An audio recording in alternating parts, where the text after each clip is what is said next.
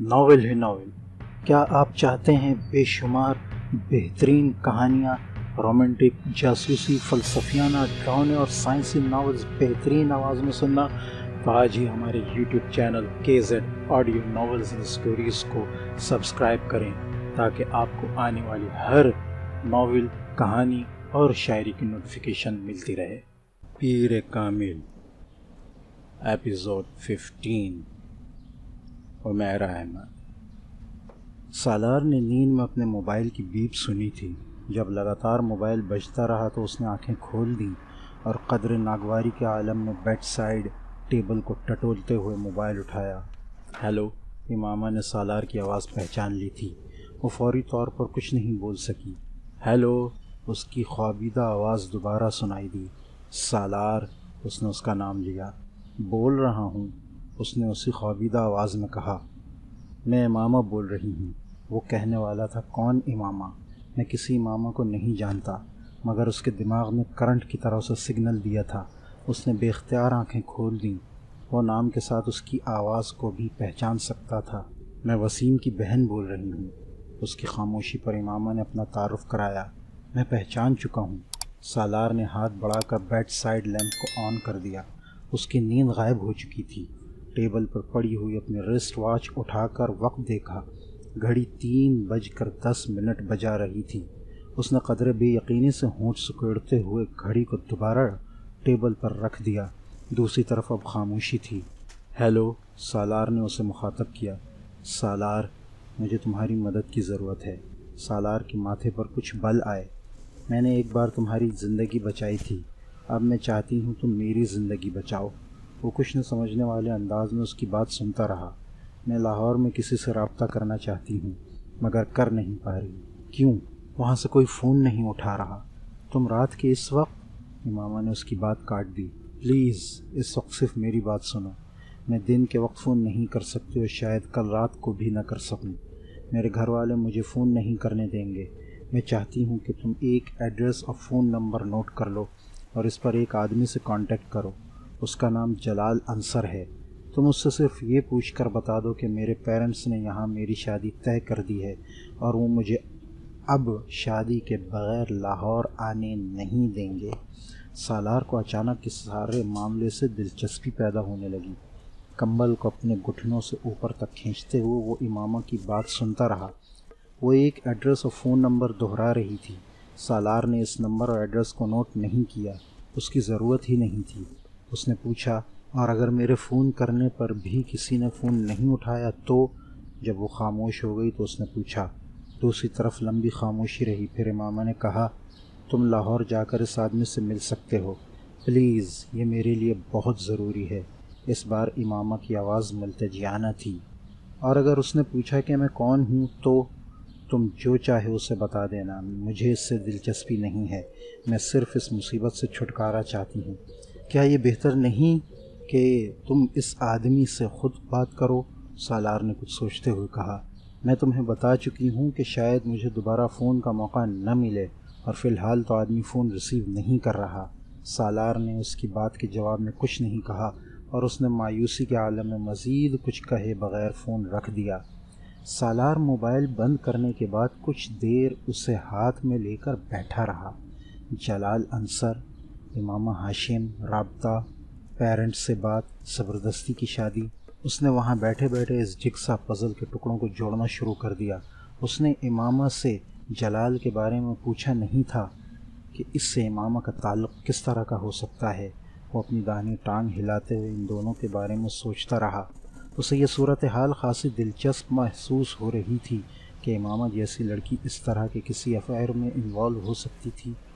وہ اپنے لیے اس کی ناپسندیدگی سے بھی واقف تھا اور اسے یہ بات بھی حیران کر رہی تھی کہ اس کے باوجود وہ اس سے مدد مانگ رہی تھی۔ یہ کیا کر رہی ہیں خاتون؟ مجھے استعمال کرنے کی کوشش یا پھنسانے کی کوشش؟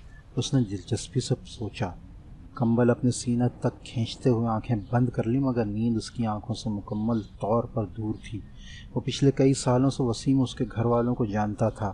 وہ امامہ کو بھی سرسری طور پر دیکھ چکا تھا، مگر ان ملاقاتوں میں اس نے امامہ پر کبھی غور نہیں کیا تھا۔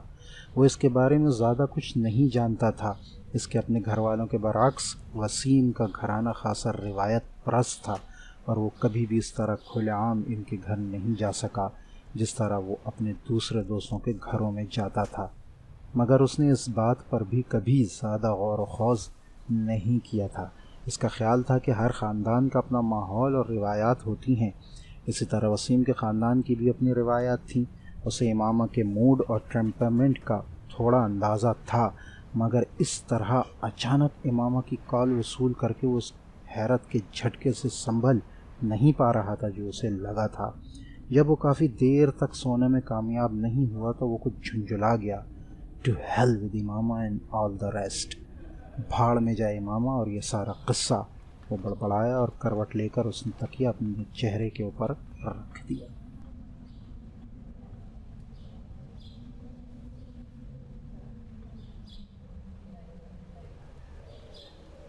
امامہ اپنے کمرے میں آ کر بھی اسی طرح بیٹھی رہی۔ اسے اپنے پیٹ میں گرہیں پڑتی ہوئی محسوس ہو رہی تھیں۔ صرف چند گھنٹوں میں سب کچھ بدل گیا تھا۔ وہ پوری رات سو نہیں سکی۔ صبح وہ ناشتے کے لیے باہر آئی۔ اس کی بھوک یکدم جیسے غائب ہو گئی تھی۔ 10 ساڑھے 10 بجے کے قریب اس نے پورچ میں کچھ گاڑیوں کے سٹارٹ ہونے اور جانے کی آوازیں سنی۔ وہ جانتی تھی اس وقت ہاشم مبین اور اس کے بڑے بھائی آفس چلے جاتے ہیں اور اسے ان کے آفس جانے کا انتظار تھا۔ ان کے جانے کے آدھ گھنٹہ بعد وہ اپنے کمرے سے باہر آئی۔ لاؤنج میں اس کی امی اور بھابھی بیٹھی ہوئی تھیں۔ وہ خاموشی سے فون کے پاس چلی گئی۔ اس نے فون کا ریسیور اٹھانے کے لیے ہاتھ بڑھایا ہی تھا کہ اسے اپنی امی کی آواز سنائی دی۔ تمہارے بابا کہہ کر گئے ہیں کہ تم کہیں فون نہیں کرو گی۔ اس نے گردن موڑ کر اپنی امی کو دیکھا۔ میں اسجد کو فون کر رہی ہوں۔ کس لیے؟ میں اس سے بات کرنا چاہتی ہوں۔ وہی فضول باتیں جو تم رات کو کر رہی تھیں، سلمہ نے تیز لہجے میں کہا۔ میں آپ کے سامنے بات کر رہی ہوں، آپ مجھے بات کرنے دیں۔ اگر میں نے کوئی غلط بات کی تو آپ فون بند کر سکتی ہیں، اس نے پرسکون انداز میں کہا، اور شاید یہ اس کا انداز ہی تھا جس نے سلمہ کو کچھ مطمئن کر دیا۔ امامہ نے نمبر ڈائل کیا مگر وہ اسجد کو فون نہیں کر رہی تھی۔ چند بار بیل بجنے کے بعد دوسری طرف فون اٹھا لیا گیا۔ فون اٹھانے والا جلال ہی تھا۔ خوشی کی ایک لہر امامہ کے اندر سے گزر گئی۔ ہیلو، میں امامہ بول رہی ہوں، اس نے جلال کا نام لیے بغیر اعتماد سے کہا۔ تم بتائے بغیر اسلام آباد کیوں چلی گئیں؟ میں کل تم سے ملنے ہاسٹل گیا تھا، جلال نے کہا۔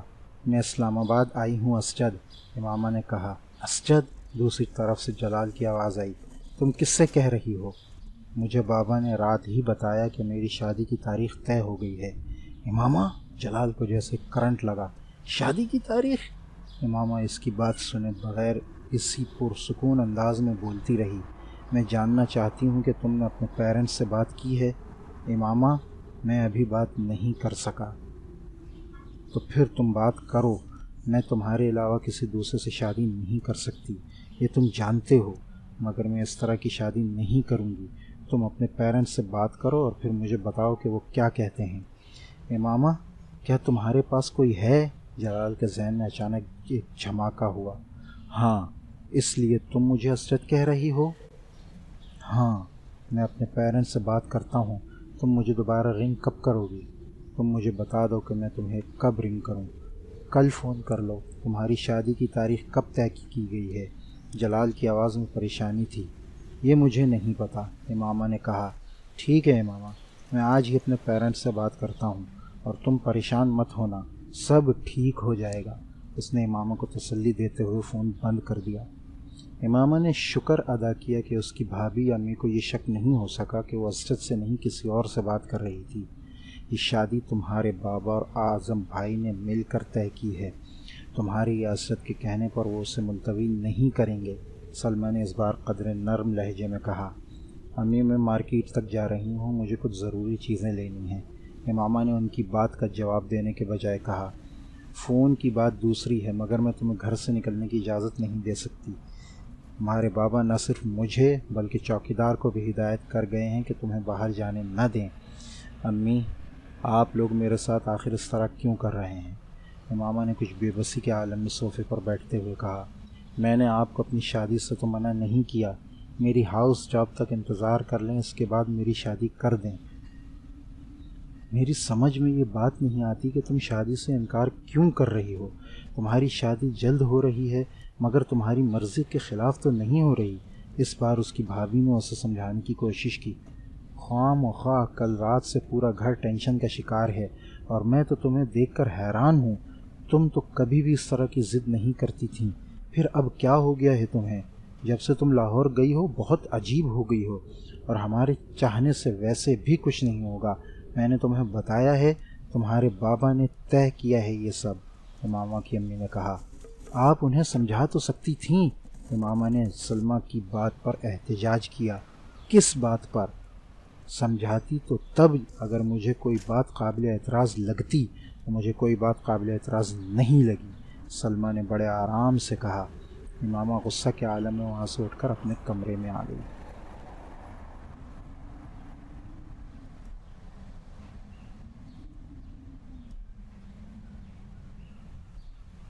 سالار صبح خلاف معمول دیر سے اٹھا۔ گھڑی دیکھتے ہوئے اس نے کالج نہ جانے کا فیصلہ کیا۔ سکندر اور طیبہ کراچی گئے ہوئے تھے اور وہ اکیلا گھر پر تھا۔ ملازم جس وقت ناشتہ لے کر آیا وہ ٹی وی آن کیے بیٹھا تھا۔ ذرا ناصرہ کو اندر بھیجنا، اسے ملازم کو دیکھ کر کچھ یاد آیا۔ اس کے جانے کے چند منٹ بعد ناصرہ اندر داخل ہوئی۔ جی صاحب، آپ نے بلایا ہے؟ ادھیڑ عمر ملازمہ نے اندر داخل ہوتے ہوئے کہا۔ ہاں میں نے بلایا ہے، تم سے ایک کام کروانا ہے، سالار نے ٹی وی کا چینل بدلتے ہوئے کہا۔ ناصرہ، تمہاری بیٹی وسیم کے گھر کام کرتی ہے نا؟ سالار اب ریموٹ رکھ کر اس کی طرف متوجہ ہوا۔ ہاشم صاحب کے گھر؟ ناصرہ نے کہا۔ ہاں انہی کے گھر۔ ہاں جی کرتی ہے، وہ کچھ حیران ہو کر اس کا منہ دیکھنے لگی۔ کس وقت جاتی ہے وہ ان کے گھر؟ اس وقت ان کے گھر پر ہی ہے۔ کیا ہوا ہے سالار صاحب؟ ناصرہ اب کچھ پریشان نظر آنے لگی۔ کچھ نہیں، میں صرف یہ چاہتا ہوں کہ تم اس کے پاس جاؤ، یہ موبائل اسے دو اور اس سے کہو کہ یہ امامہ کو دے دے۔ سالار نے بڑے لاپرواہ انداز میں اپنا موبائل اٹھا کر اس کی طرف بڑھا دیا۔ ناصرہ ہکا بکا رہ گئی۔ میں آپ کی بات نہیں سمجھی۔ یہ موبائل اپنی بیٹی کو دے دو اور اس سے کہو کسی کو بتائے بغیر یہ امامہ تک پہنچا دے۔ مگر کیوں؟ یہ جاننا تمہارے لیے ضروری نہیں ہے، تمہیں جو کہا ہے وہی کرو، سالار نے ناگواری کے عالم میں اسے جھڑکا۔ لیکن اگر کسی کو پتہ چل گیا تو؟ ناصرہ کی بات کو اس نے درستی سے کاٹ دیا۔ کسی کو پتہ تب چلے گا جب تم اپنا منہ کھولو گی، اور تم اپنا منہ کھولو گی تو صرف تمہیں اور تمہاری بیٹی کو نقصان ہوگا اور کسی کو نہیں۔ لیکن اگر تم اپنا منہ بند رکھو گی تو نہ صرف کسی کو پتہ نہیں چلے گا بلکہ تمہیں بھی خاصا فائدہ ہوگا۔ ناصرہ نے اس بار کچھ کہے بغیر خاموشی سے وہ موبائل پکڑ لیا۔ میں پھر کہہ رہا ہوں، کسی کو اس موبائل کے بارے میں پتہ نہیں چلنا چاہیے۔ وہ اپنا والیٹ نکال رہا تھا۔ ناصرہ سر ہلاتے ہوئے جانے لگی۔ ایک منٹ ٹھہرو، سالار نے اسے روکا۔ وہ اب اسے والیٹ سے کچھ کرنسی نوٹ نکال رہا تھا۔ یہ لے لو، اس نے ناصرہ کی طرف بڑھا دیے۔ ناصرہ نے ایک ہلکی سی مسکراہٹ کے ساتھ وہ نوٹ پکڑ لیے۔ وہ جن گھروں میں کام کرتی رہی تھی وہاں کے بچوں کے ایسے بہت سے رازوں سے واقف تھی۔ اسے بھی پیسے کمانے کا موقع مل گیا تھا۔ اس نے فوری اندازہ یہی لگایا تھا کہ امامہ اور سالار کا چکر چل رہا ہے اور یہ موبائل وہ تحفہ تھا جو اسے امامہ کو دینا تھا۔ مگر اسے حیرانی اس بات پر ہو رہی تھی کہ اس سب کا اسے پہلے پتہ کیوں نہیں چلا، اور پھر امامہ، اس کی تو شادی ہو رہی تھی، پھر وہ کیوں اس طرح کی حرکتیں کر رہی تھی؟ اور دیکھو ذرا مجھے، میں امامہ بی بی کو کتنا سیدھا سمجھتی رہی۔ ناصرہ کو اب اپنی بے خبری پر افسوس ہو رہا تھا۔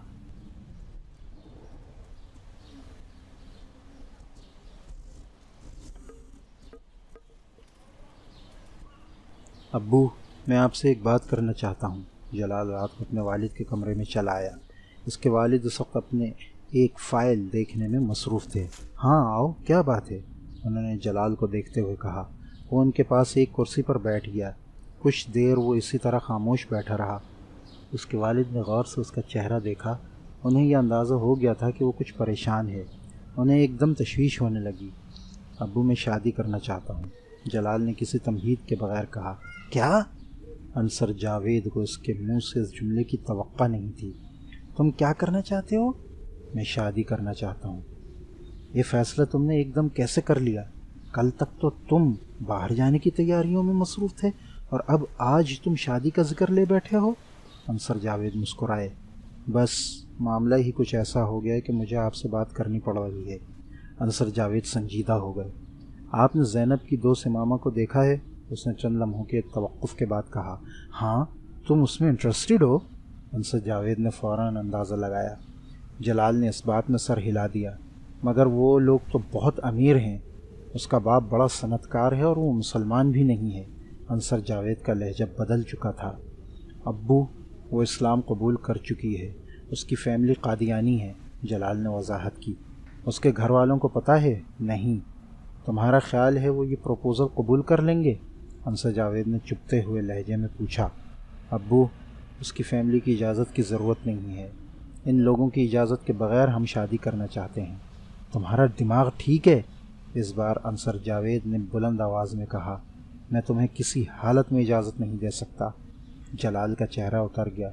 ابو، میری اس کے ساتھ کمٹمنٹ ہے، اس نے مدھم آواز میں کہا۔ مجھ سے پوچھ کر کمٹمنٹ نہیں کی تھی تم نے، اور اس عمر میں بہت ساری کمٹمنٹس ہوتی رہتی ہیں۔ اس کا یہ مطلب نہیں ہوتا کہ بندہ اپنی زندگی خراب کر لے، انہیں اپنے پیچھے لگا کر ہم سب برباد ہو جائیں گے۔ ابو، میں خفیہ طور پر شادی کر لیتا ہوں، کسی کو بتائیں گے نہیں تو کچھ بھی نہیں ہوگا، اور اگر پتہ چل گیا تو؟ میں ویسے بھی تمہاری تعلیم کے مکمل ہونے تک تمہاری شادی کرنا نہیں چاہتا، ابھی تمہیں بہت کچھ کرنا ہے۔ ابو پلیز، میں اس کے علاوہ کسی اور سے شادی نہیں کر سکتا، جلال نے مدھم آواز میں اپنی بات پر زور دیتے ہوئے کہا۔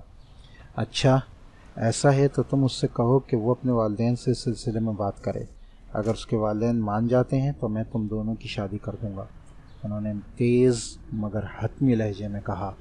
مگر میں تمہاری شادی کسی ایسی لڑکی سے قطعی نہیں کروں گا جو اپنے گھر والوں کی مرضی کے خلاف تم سے شادی کرنا چاہے۔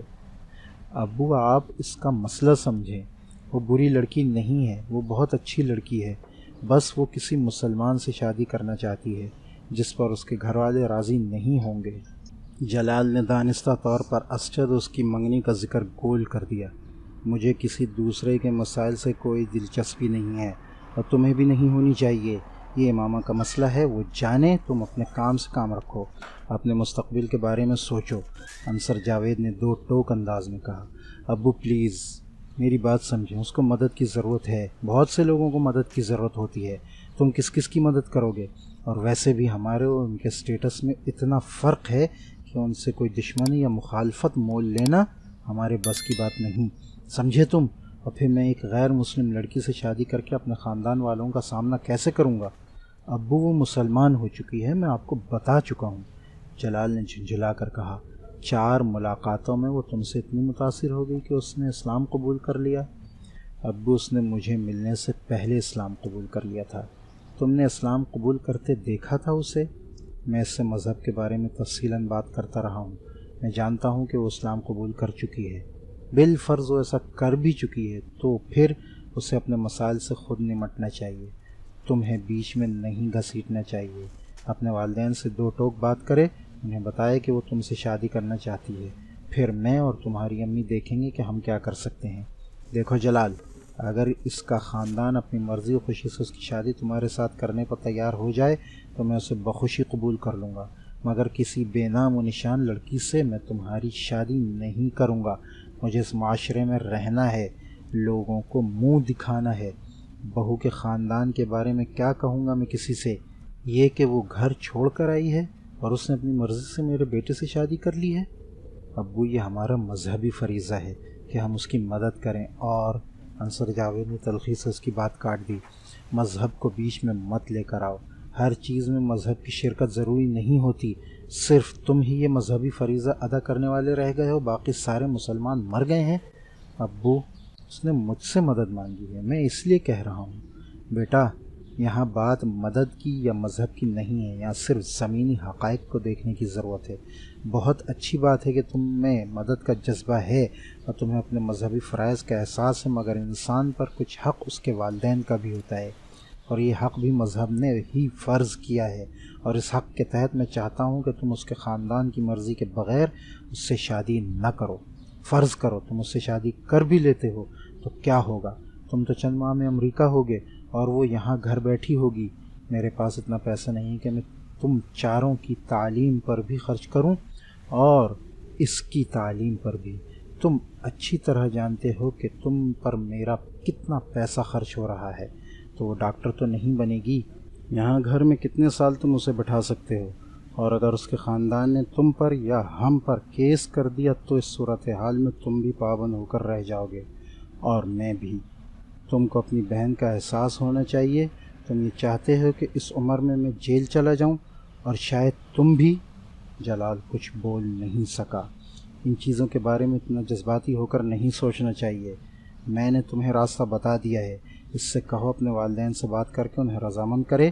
ہو سکتا ہے وہ رضامند ہو جائیں، پھر مجھے کیا اعتراض ہوگا تم دونوں کی شادی پر، لیکن اگر وہ یہ نہیں کرتی تو پھر اس سے کہو کہ وہ کسی اور سے شادی کر لے، اور تم ٹھنڈے دل سے سوچو۔ تمہیں خود پتہ چل جائے گا کہ تمہارا فیصلہ کتنا نقصان دہ ہے۔ انصر جاوید نے آخری کیل ٹھونکی۔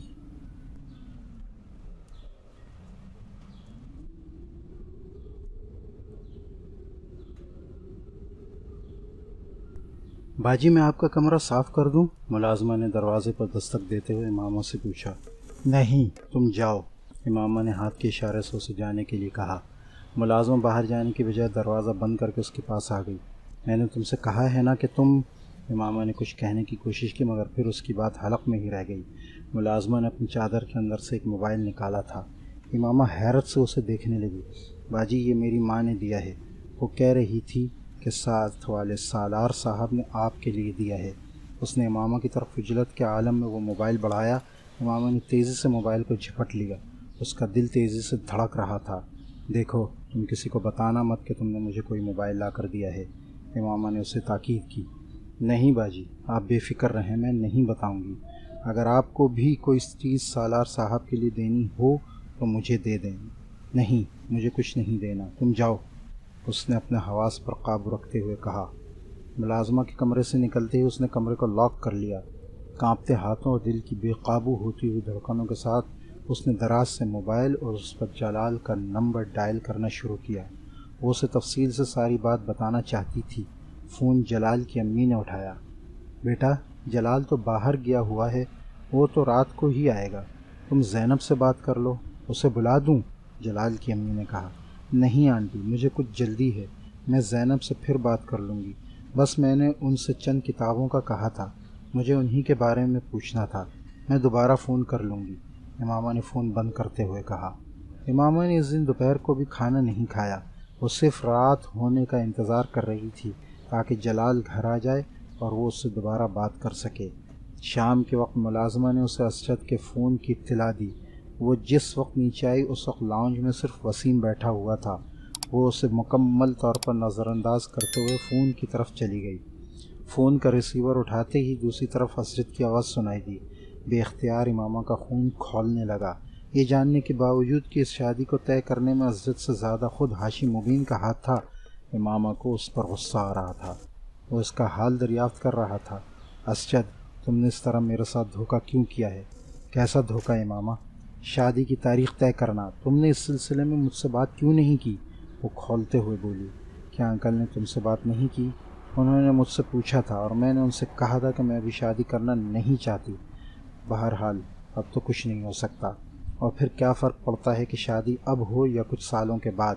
اسجد نے قدر لاپرواہی سے کہا۔ اسجد، تمہیں فرق پڑتا ہو یا نہیں، مجھے پڑتا ہے۔ میں اپنی تعلیم مکمل کرنے تک شادی نہیں کر سکتی، اور یہ بات تم اچھی طرح جانتے تھے۔ ہاں میں جانتا ہوں، مگر اس سارے معاملے میں میں تو کہیں بھی انوالو نہیں ہوں۔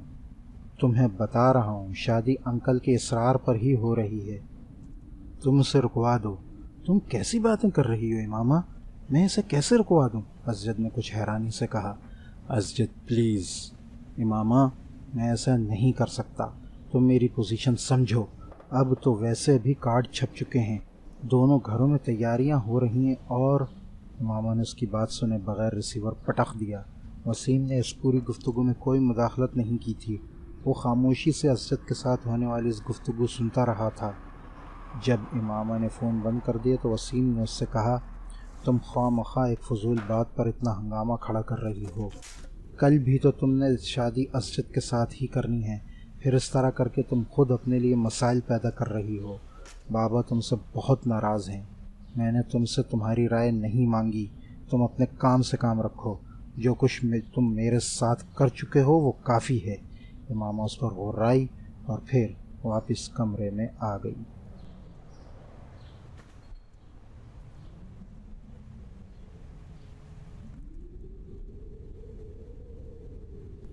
وہ رات کو بھی اپنے کمرے سے نہیں نکلی تھی، مگر ملازم کے کھانا لانے پر اس نے کھانا کھا لیا تھا۔ رات کو 11 بجے کے قریب اس نے جلال کو فون کیا۔ فون جلال نے ہی اٹھایا تھا، شاید وہ امامہ کے فون کی توقع کر رہا تھا۔ مختصر سی تمہید کے بعد وہ اصل موضوع کی طرف آ گیا۔ امامہ، میں نے ابو سے کچھ دیر پہلے بات کی ہے، اس نے امامہ سے کہا۔ پھر وہ اس کے استفسار پر چند لمحے خاموش رہا، پھر اس نے کہا، ابو اس شادی پر رضامند نہیں ہیں۔ امامہ کا دل ڈوب گیا۔ مگر آپ تو کہہ رہے تھے انہیں اس شادی پر کوئی اعتراض نہیں ہوگا۔